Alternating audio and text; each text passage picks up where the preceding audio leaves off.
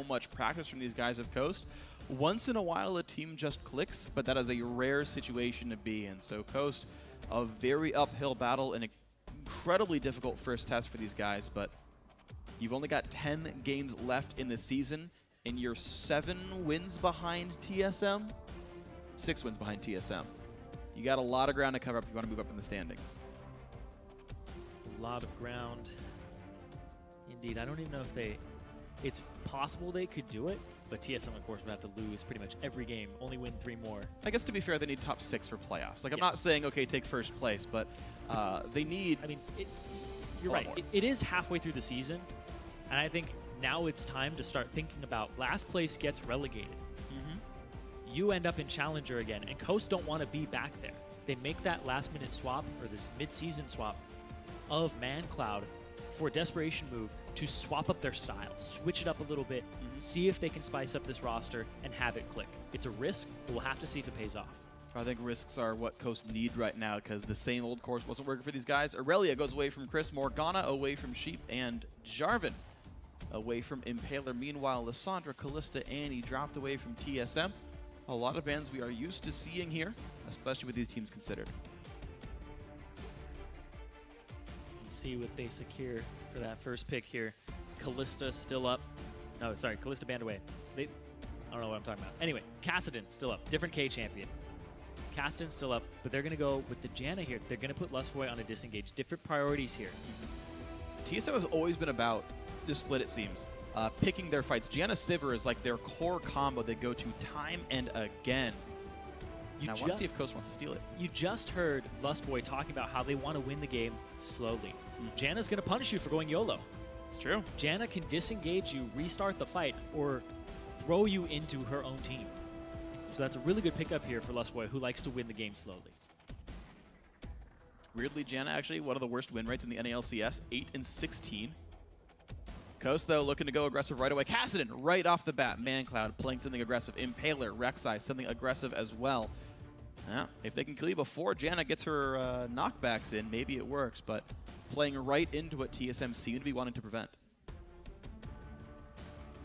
Going immediately for the engage here in Santorin. I wouldn't be surprised to see him pick up the Vive for himself. He wants a champion in the jungle that's very strong. Lee Sin, not any good anymore. J4 off the table. Rek'Sai taken as well. So I wouldn't be surprised if they're just trying to hide more of their hand longer down the line. Seems to be the case. TSM could safely pick up Sivir or their mid laner. I don't know if Cris is a big Kassadin player. I don't believe we've seen him play it yet. I think the Sivir would be pretty safe here. It'd be a pretty safe pickup as long as you junction it with this. But no, this is the other combo TSM goes for with Janna. They seem to go back and forth between Sivir to pick fights and Jinx because they can keep her alive. She is, I think, one of the only 2 remaining hyper carries in League of Legends right now. Her and Kog'Maw, now that Tristana got her changes. And Wildturtle happy to take the resets and go hard. Right off the bat, though, Coast say, great, we'll take the team fights, we'll take the engage. Pick me Sivir. Yep, they want to go ham. They want to go hard. They're going to rush in there, YOLO it up. And now, the picks that they have left to secure are their support and possibly their top laner slash mid laner here. I assume that Kassadin, just by looking at it, is going to go to Mancloud because of his style. Yeah. But that's not something that's going to win lane. But who wins lane against Bjergsen? No one, by the way. There you go. Unless you're like Pawn. Then you'll probably who in the North American LCS? Yeah. Who wins lane? Ooh. Damn. Blitzcrank for Sheep. That's going to be good. We talked about in the middle of the season, you got to take some risks. Yes. There's a risk right there. But hooking a Jinx definitely pays off. Dude, this is actually one of the best lane matchups in the game for Blitzcrank. No escape AD carry, and Janna is the freest support in the world to try to Blitzcrank hook. She has no way of punishing you for playing aggressively, so Coast should be looking at 2-on-2 this lane. That is a really good pickup there. And the fact that Sheep, he's known for his Thresh play, and I'll stop talking about Thresh play for a second here, but I don't think that's going to get locked in. Man, we saw it actually. We saw in China Hecarim getting played. That's true. Hecarim top is not that bad at all. Hecarim middle does very well against melees, but I assume this is going to be the safer pick here for TSM. Even when they're facing the 10th ranked team in the LCS, they're still going to respect their opponents and pick just a straight-up composition that they know they succeed on. Yep, looks like a standard TSM lineup for this one, guys. Maokai top for Dyrus. Santorin on a playmaking jungler, especially with the level 6 power spike. And no surprise, they can get Bjergsen fed up in that mid lane with Vi Ahri for the gank combo. Vi Ahri was a really big combo a year ago, year and a half ago. Yeah. Season 3 Worlds, I think. Yeah. Wow, yeah, way back then, yeah. When people were like, oh, Vi's a fantastic jungler.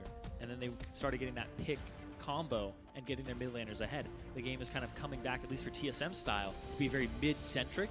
So having that champion on Santorin and having him be that facilitator of Bjergsen's lead is really good. Yeah, could be really wonderful for TSM. They're back on kind of home soil champion select-wise, and now Team Coast. They first picked the Kassadin, first round. Is it actually Cris? Is it actually Mancloud? They did not pick another solo laner the whole time, and now they get to decide where that actually goes. Zed, that was a thought. Will they run double assassin, and what better way to create chaos than exactly this? Zed Kassadin the solo lanes for Team Coast. Chaos ensues. Zed has a little more kill pressure in the lane than Kassadin does at early levels. So that seems like a more Mancloud type of champion. But this is a team that wants to go into you and also bring you into them at the same time for Team Coast. They're going YOLO, but they're going to make one person YOLO them. Well, unfortunately in League of Legends you do live more than once. Yes, respawn timers do exist, and the game can keep on going, but certainly Team Coast looking to create a whole bunch of chaos. Mancloud making his premiere in the 2015 North American LCS. He's fighting Bjergsen of all people, and he's like, give me Zed, I'm going to go beat up an Ahri. We'll have to see. It is Bjergsen's Ahri, who he had great success against CLG last week. The fans are ready. I am certainly ready. The players, I sure hope, are ready as well. TSM looking to extend their first place streak. CLG right now are tied with them in wins, so TSM would want to take this to guarantee first place. There's a handshake as everyone else leaves the stage who aren't playing League of Legends or reffing it. And I really want to see this matchup because Mancloud used to be the best mid laner in the NALCS back in 2013.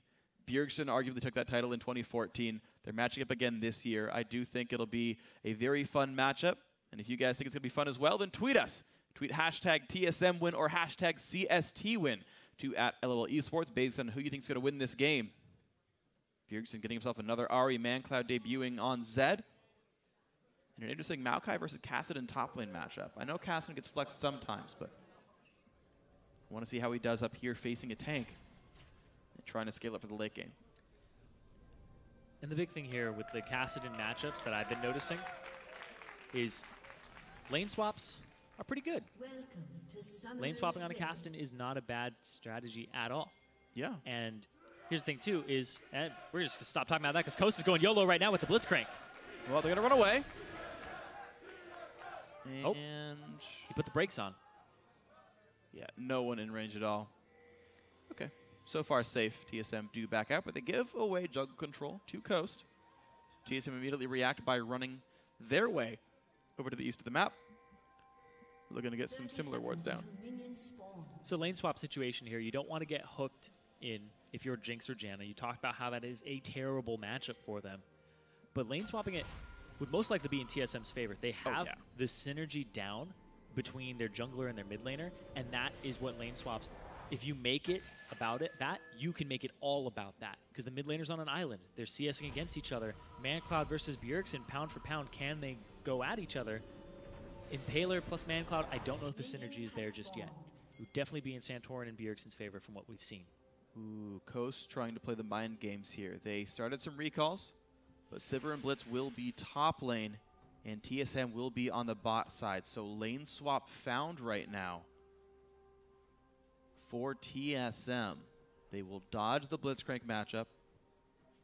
Now that said, Sheep being allowed to run around the map does mean he can go for the hook plays. So it's not all negative for him. He starts the jungle with Impaler. And they will realize right about now that they've been had. Jigs up. So he freezes the wave there. They both do it on either side. Sheep now gets to roam around, place no wards, because he used his previously. His will be up in just a second, but he gets to try and make a play around the map. Dyrus actually does clear off a Wraith camp and then immediately goes for this. Bjergsen, level 2 for Mancloud. Hook, not even going to land. It takes 2 turret shots for his trouble. Bet he's feeling pretty sheepish now. That was bad. Yes. Join me in the dark side. He has to go back up to the top lane with half HP. His sheep tail tucked between his legs. They're actually pretty small, so it actually wouldn't be that easy. He's a flexible dude. I don't know. But he gets to go back up top. He's going to use some of his stacks here to get the HP back. But Dyrus, we just heard Zion talking about, if you get farm in a 2-on-1 lane, it's basically given to you. It is a gift from the League gods. And Cris, they allowed me minions. Cris seems very atheistic right now. He's not getting any. But ironic based on his name. Ah. Well done. Thank you. But the fact that they lane swapped on top of the Kassadin, like I said at the start, before the 5-on-5 was coming out, the Kassadin getting lane swapped on is really bad for Kassadin. It's so hard to CS underneath the turret. Yeah, I agree. He's absorbing XP. And Mike Smithy, Santorin, different buy, different game, different team, is now coming down bottom, and they're doing the same thing here. They're just going to 3-man this turret. A good safe trinket ward used by Cris. Spots the gank attempt. He's going to back out nice and safe for this one, but it means he's getting no experience at all. Meanwhile, Dyrus actually is. He's level 3 just now. No dive actually happens. A much better played lane swap so far by TSM. Yep. CLG did it first, but TSM, not to be out-had, do the exact same thing. And here's the thing, is MASH doesn't get to push this lane. Sheep has to go bottom to respond, and Impaler gets to do nothing to Dyrus. Coaster is late to the party. TSM just made all their choices sooner, and none of it really paid out. They could have went hard to push back Dyrus, didn't do so, didn't push it in. Could have went to defend the turret, didn't do that in time either. A double wave got lost. This turret's almost dead already. Hook, nope. Minions came in. Get hooked into a Kassadin. Oh no! Yeah, this is not a good 2-on-2 lane matchup. Like, this is actually, like, the way these lanes now pair out. Look, Janna Jinx doesn't want to fate Blitzcrank, but there's no backup for Blitz oh, okay. No, he's fine. But there's no real backup. Sivir would do so much more than Kassadin would if a hook lands. Not to mention actually can CS.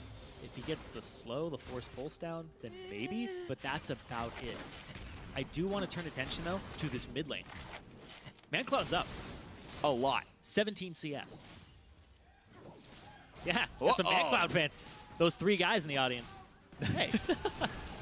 He will, I assume, build a whole lot more throughout this season. I do have high hopes for the XXDG member. They've been waiting 2 years for this moment. Bam. Turret goes down. Wildturtle runs really fast to nowhere. And here's the attempted gank. Flash knockout comes in. Bjergsen is slowed, forced to flash himself away. Impaler charmed to the turret. He will live, though. Burrows under, heals up. They've drained all of Bjergsen's mana, too. He has to back here. And so Santorin is going to hold this. And now they get to shove this wave out in the middle and just have all that experience in CS go over to Santorin instead of Bjergsen. And such smart gank timing as well. They do it right before they're wrapping around bottom. They're trying to go for this lane in the bottom lane. Oh, this is cute. Sheep is spotted, though. Level 4 for all these guys. Nothing done by Sheep. Zed does not make his roam happen, and he's going to get a late recall. Yep. Because of that, like you said, the late recall. So now he doesn't get to get back to lane. At the same time, Bjergsen now has the opportunity to shove this wave really hard. Although it is a cannon minion wave, has a little more HP in it. He's not going to be able to have it bounce off the turret fast enough. But we'll see how much gets denied away from this poor Zed. I like the item build, by the way, of Bjergsen. So he's going towards the early Zonias because he's aware that Zed is a jerk and tries to kill him. But he actually buys a second Doran's Ring, partially for the health, but also to give him enough mana regen to actually stay in lane without ooming in case blue does get stolen.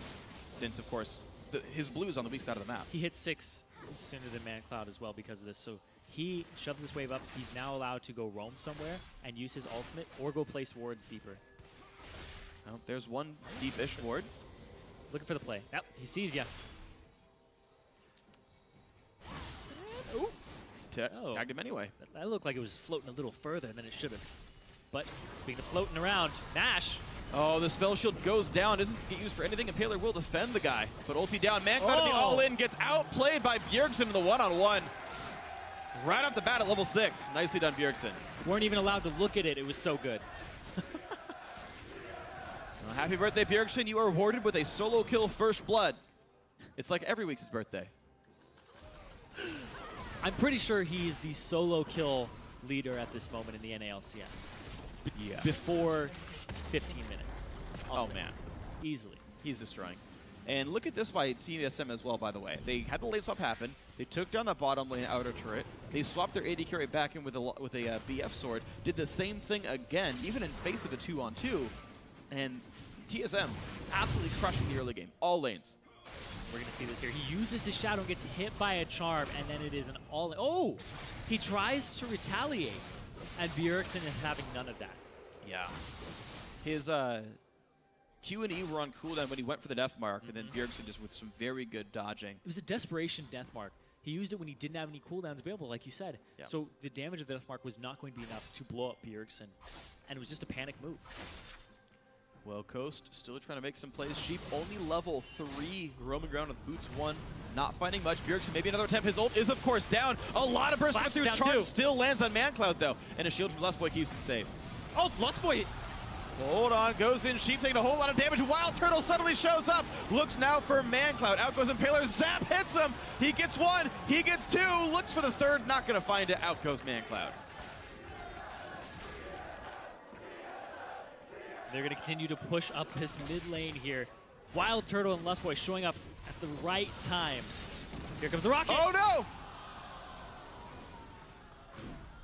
Ow, it hit me.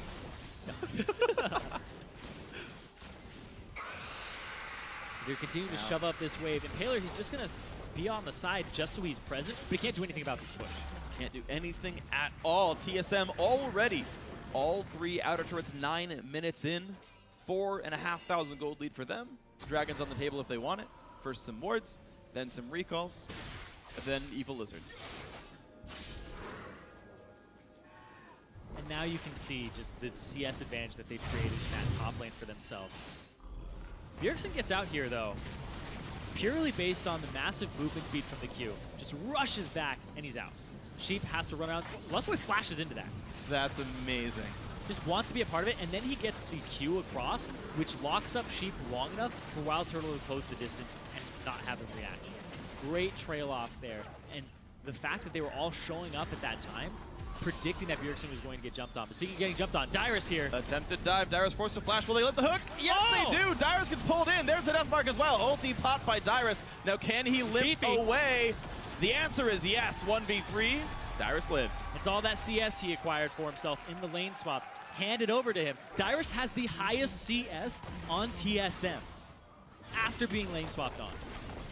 Absolutely incredible. Dyrus massive. He's level 8. All is going well. Mid lane died for that attempt.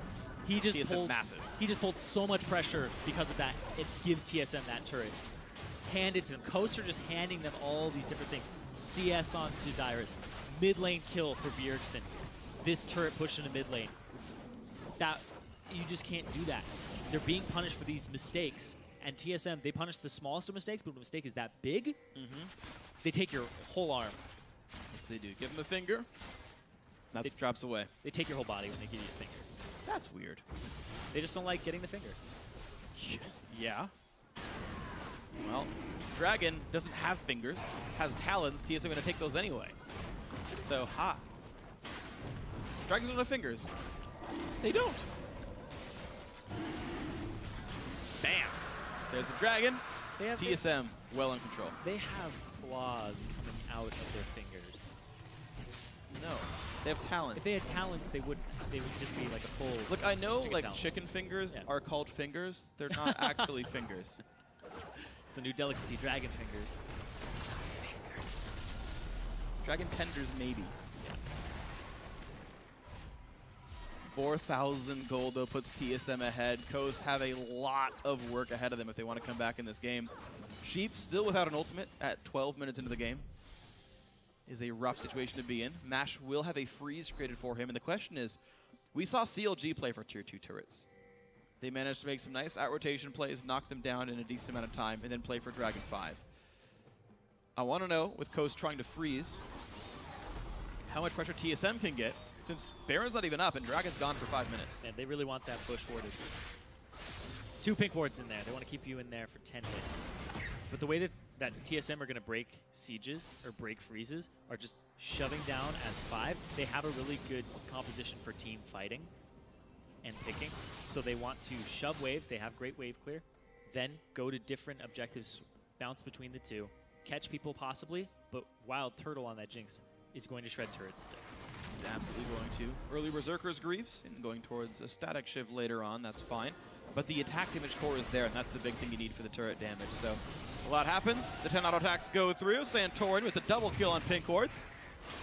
TSM unsurprisingly 90% win rate via Twitter votes. Cris versus Dyrus 1v1. Cris is down a level and forced to run away. Oh, here comes Impaler. And in comes Impaler. They're trying for round 2. Dyrus ulti is down. The damage is probably going to be enough. His flash gone as well. Does what damage he can. But Cris will be not donated the kill. Goes to Impaler after all. But by the way, top goes down.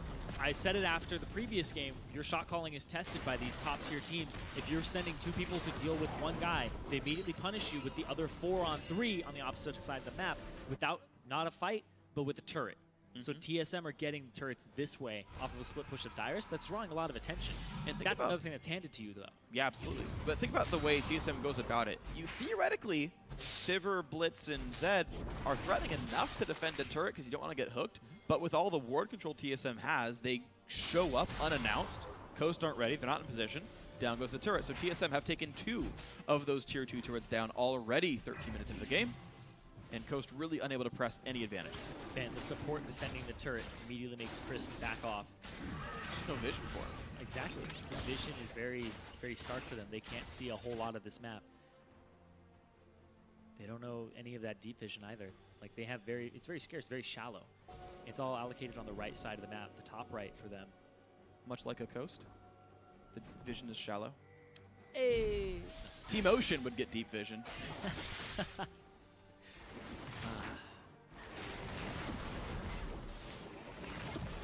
And the tunnels collapse. TSM continue to restrict the options available. Nice hook attempt there. Not going to happen though. Santorin smites the Wolf Spirit for even more vision, as though wards weren't enough. And now here's the wave. They're ready to siege it up. Dyrus is here. Look at this. Cris on the opposite side of the map. Impaler on the opposite side of the map. It's a free tier 2. Coast are just letting them have this. They are absolutely letting them have it. TSM, 15 minutes in, have 6 turret kills and 6,000 gold worth of a lead right here. They are absolutely destroying this game right here. Coast, well, the variance, Mancloud tried earlier on, but now he's getting jumped on. He doesn't have a turret there either. They decide not to go hard for it. But this is what Coast is getting for this, is Cris shoving top lane and Impaler possibly being able to help him out to get this turret. But Dyrus is here to answer, and he'll buy a lot of time. But if 2 people are shoving top and only 1 person is there, you have 4 people shoving somewhere else, possibly mid lane. We'll have to see. Nope, they're all going to back.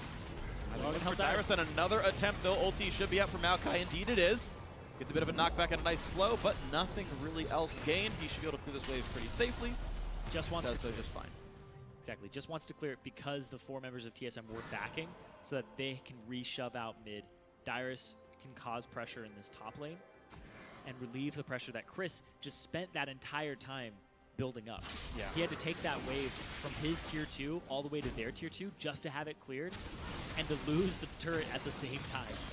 Yeah, it's just really grim for Coast right here. Team Solomid really not being dictated to at all. All Coast could really get as an objective is losing a flash maybe. They're trying to get some farm on decent key members, just no real progress being made in the game. And here's the thing too, is it's actually a 4-on-5 right now. Dyrus is in the base. He does have his teleport and he's been holding onto it for a very, very long time. But Coast still can't do anything, despite the number advantage for themselves. We quickly turn into just numbers being even. There's not a lot of windows of opportunity here. TSM don't show a lot of weak points when they get to this point in the game, when they get a lead and start getting these turrets down. They don't struggle from getting the tier 2s. The inhibitors, though, are a different story. But they have dragons falling into their laps to help them with that. It's worth keeping in mind, though, Dragon 1 went in like 11 minutes into the game. It's a really late first Dragon. So I can't imagine Dragon 5 being a real thing this game. That would be such a great delay by Coast if it did get that far. But right now, Dragon 2 is turret damage. That'll help if TSM can get that 1 pick in the out rotation. But Baron being up in 3 minutes may be the realistic siege objective. Yes, they're pretty much taking Dragons to get the turret sieging bonus, the #2 and #3 for movement, but also they're doing it to make sure that Coast don't get any and don't have that possibility to stall the game out. So taking more tools away from them, taking more options away, so that they can get to a point where they are completely 100% in control. Because right now, they're almost there. They're like 95%. Yeah, there's tiny things that Coast can do to get back, but TSM are closing those windows. They are closing the windows, but if there's anything at all, Coast needs to try. Of course, they haven't surrendered. They haven't left the game, so there's always you can't surrender this early. Hey, I wouldn't even if I were able to. You always got to fight on. You've always got that chance. I mean, keep in mind, TSM had a lead against them similar to this in their CLG game. Ooh. And hooks like that are ways you can get back in. Yeah. Well, not hooks like that. Okay. That's fair. Having ward control the brush and throwing hooks that land out of it would definitely help you if they're on the right person. Pretend I said that. All right. Hey, Creek.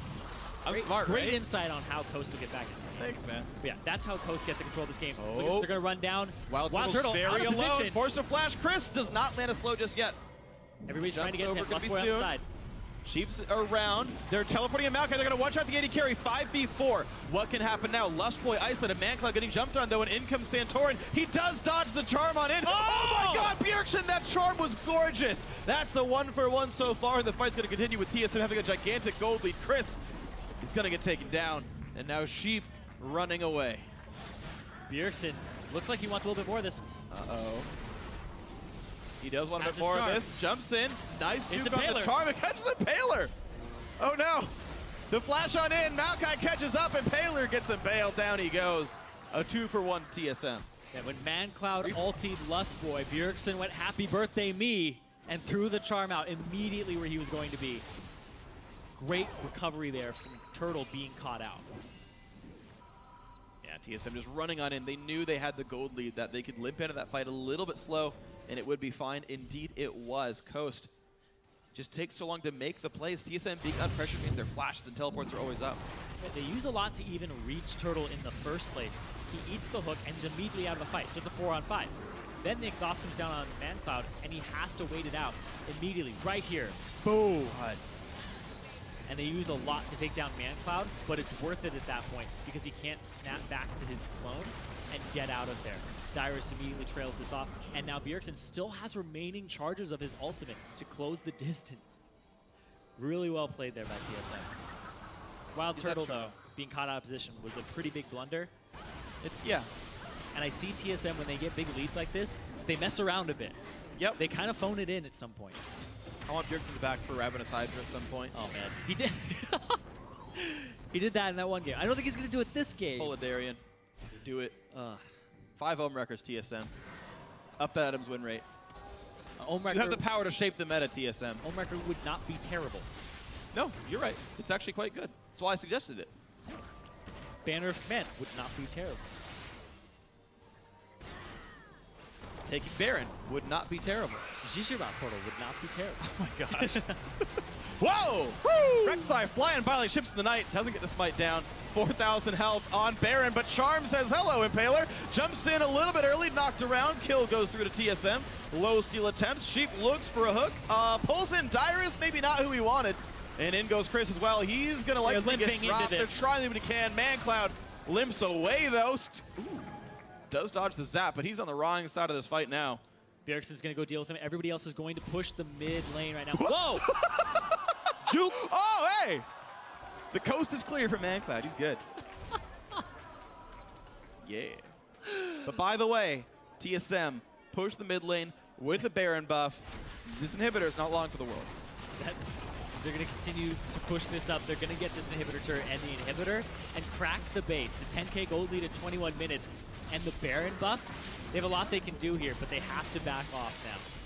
Man, that play Bjergsen just made. That's something you do on stream because you're like, hey, I either make the highlight reel or I just look really bad. It's the highlight reel play. Dude, my highlight reel play was I had the tornado ready on Yasuo, and I randomly tornado the wolf camp and just spam R. I have no vision, by the way. And I teleport out of the enemy jungler and kill him. And I was like, Hey. No cost, look cool.